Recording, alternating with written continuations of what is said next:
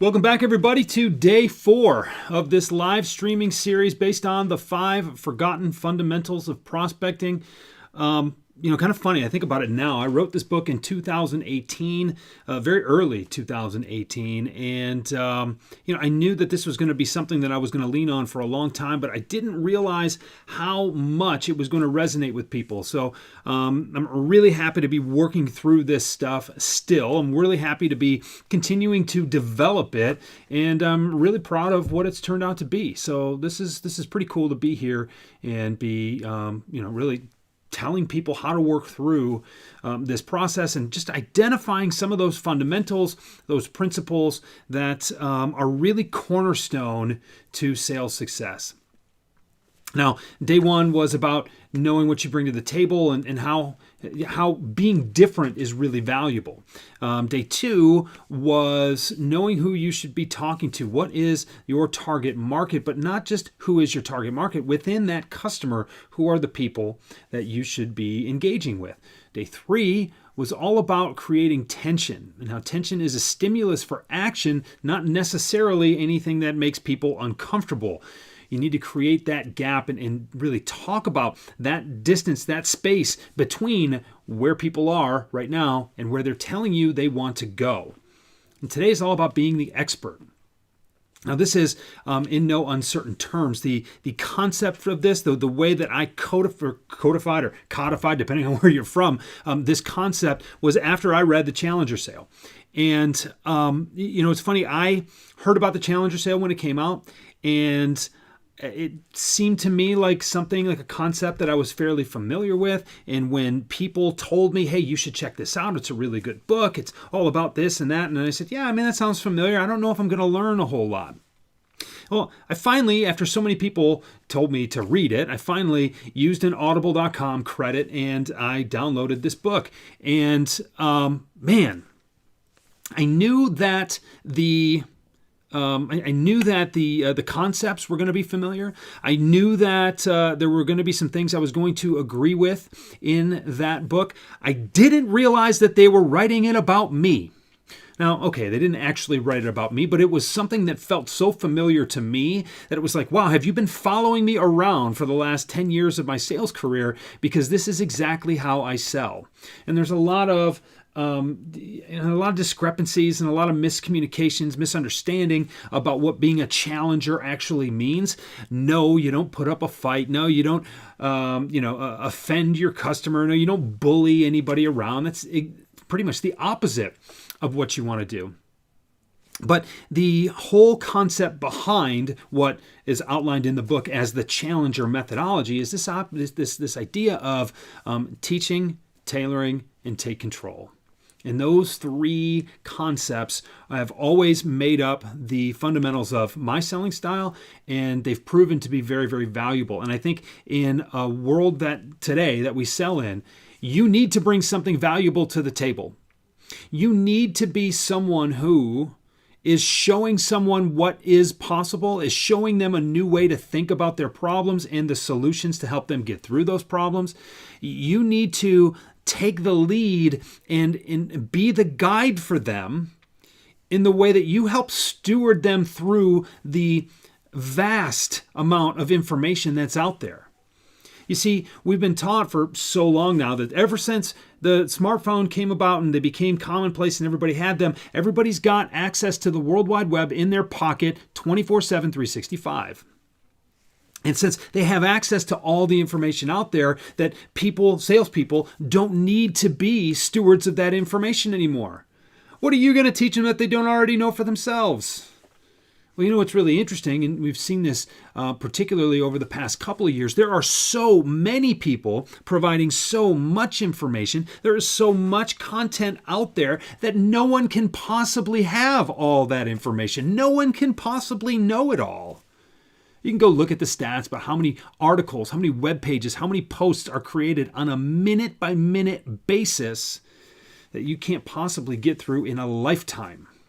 I'll let you find the stats on your own. I'm not going to throw you some quote because I'll be wrong. And it'll change by the time you watch this anyway, so there's really no reason to go there. But you understand the point that I'm trying to make. It is the seller's position. It is their responsibility to identify the prospects, the customers that they know they can help. And it is their responsibility to communicate the value that they know they can provide in order to help that prospect, that customer get from where they are right now to where they want to be. And you need to take the lead. You need to show them that that you are someone who knows some things that they don't know, and you know enough about what you know and about their situation to lead them to where they want to go. So fundamental number 4 is be the expert.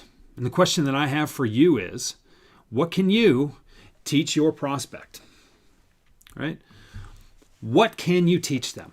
What is it about the value that you provide? What is it about the value and the outcomes that you create that you can show them, that you can teach them? You know, I go back to my days selling for an orthopedic surgical implant. And I'll spare the details of the implants and all that stuff for the sake of time here.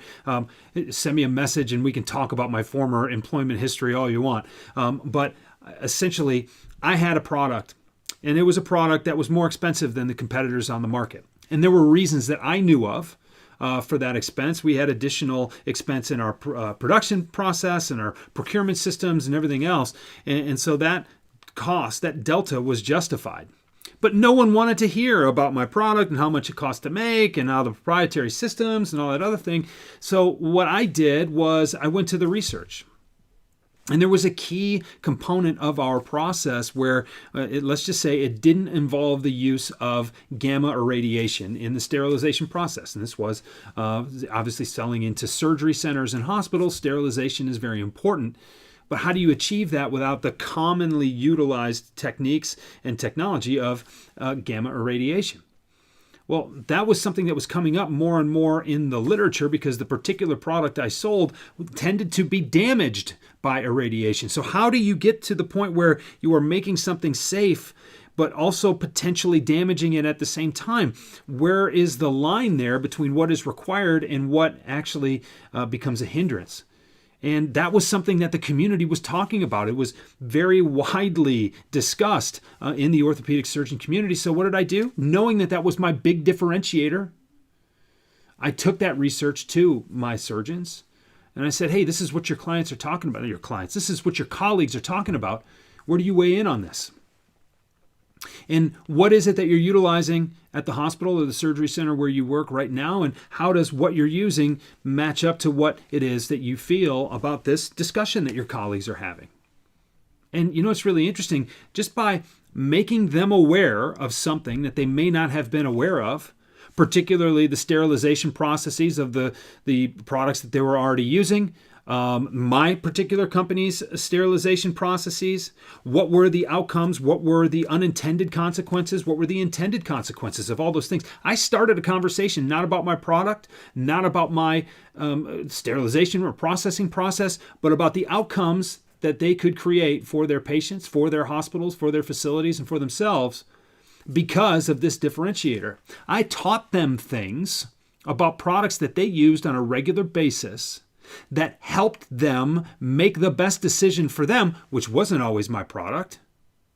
And because I taught them, and because I knew things that they didn't know, that they found valuable to know, I became someone, you've heard me say this before, I became someone worth talking to, with something worth talking about. When it comes to prospecting, when it comes to getting your calls returned, your emails replied to, that's what you want to be. You want to be someone worth talking to with something worth talking about. And the more things you have that are worth talking about, the more likely you are to become someone worth talking to. Pretty simple how that works, right? So what are you going to teach your customers, your clients, your prospects? The second question, how can you make that relevant to them? Now, look, I was not talking to physicians who couldn't use my product. Right? I was not talking to physicians who could use my product but didn't use the kind of products that I sold because they didn't do the kind of surgery that I did. But how can you then tailor what you're doing beyond the audience? How can you tailor what you're talking about to the person who needs to hear it? And for me, that involved intelligence about what I knew they were using at their facilities.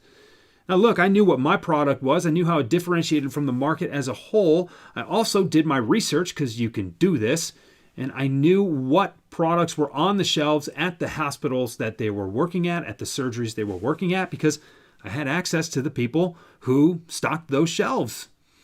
And so now I could be much more specific about how I discussed my product. And if we go back to radiation, my process, or the company I worked for, their process used 0. Some used very small doses. Some used very high doses. Some used, others didn't use, irradiation either, but their processes yielded different results. So I knew how I compared to the various competitors in the marketplace. And in some ways, I was making my customers aware of what they were using, because they weren't paying attention. And a lot of times you say, look, if it's on the shelf, it's good. The hospital has been my arbiter of what quality is. And if they say it's good enough, I'm going to use it. Well, sometimes that's not something you would ordinarily pay attention to. I was calling attention to something that these surgeons were using on a regular basis. And I was calling attention to the results that they may or may not have been getting by using those competitive products. And I was making them aware of not only how I was different, but what those additional benefits were. So I was very, very specific about the situation and the ways that I could help them. There were other levers I could pull as well, in terms of price and in terms of availability and in terms of just making their lives easier. But this comes down to discovery, right? You can't just assume they have a specific problem and lay on the features and benefits about how you can solve that problem. You need to dig in a little bit more. You need to tease out the other levers that they're pulling on in their situation.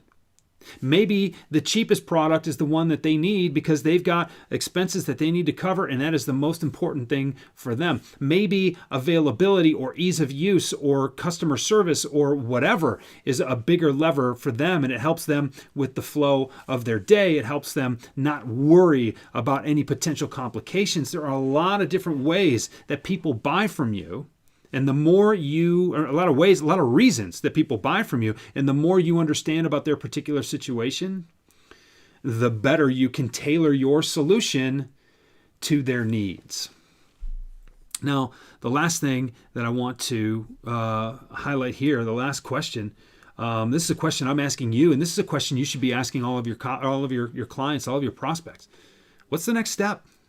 There's an alarming stat. It's something like 76% of salespeople don't ask for the next step in the sales process.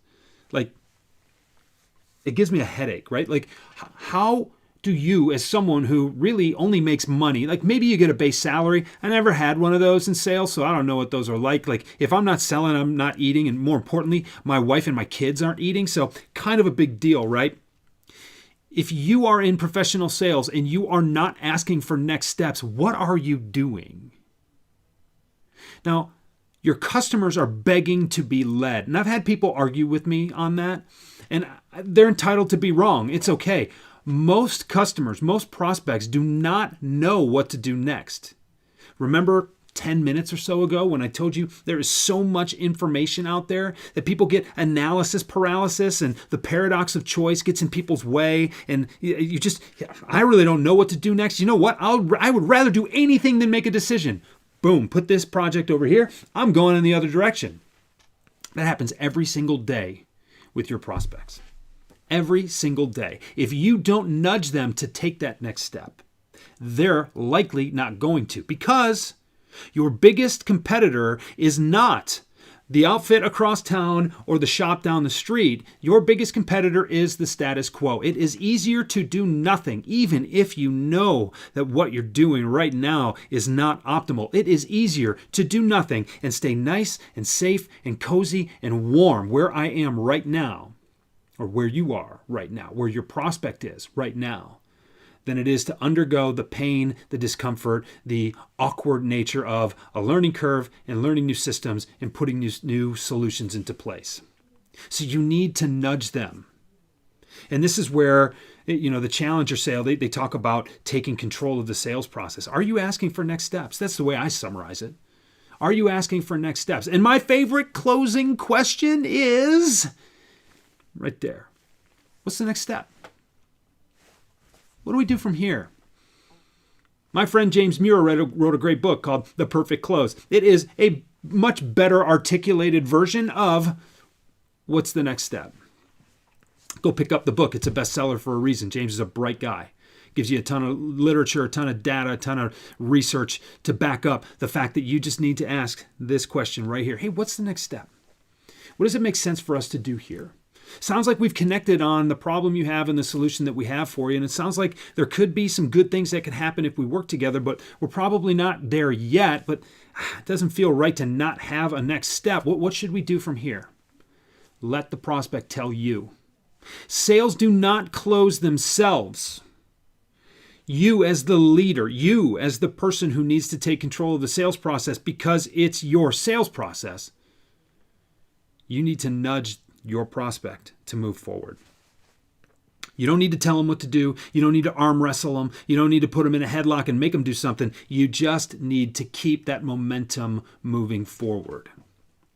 Now, there are 3 questions that I think every rep should be able to answer before they go into a meeting. And if you can't answer these questions, you are not ready to go into that meeting.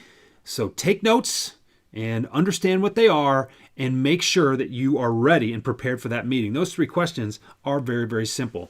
What am I trying to accomplish here? What do I want to ask for? And how do I ask? If you can answer those 3 questions before any meeting, you will be much more inclined to move forward in the sales process at every opportunity. And the more often you move through the sales process and the more sales processes you move through, the more sales you are going to make. When I hear that 3/4 of salespeople do not ask for next steps, the first thing I think of is they don't know what they're doing in the meeting, they don't know what to ask for, and they don't know how to ask.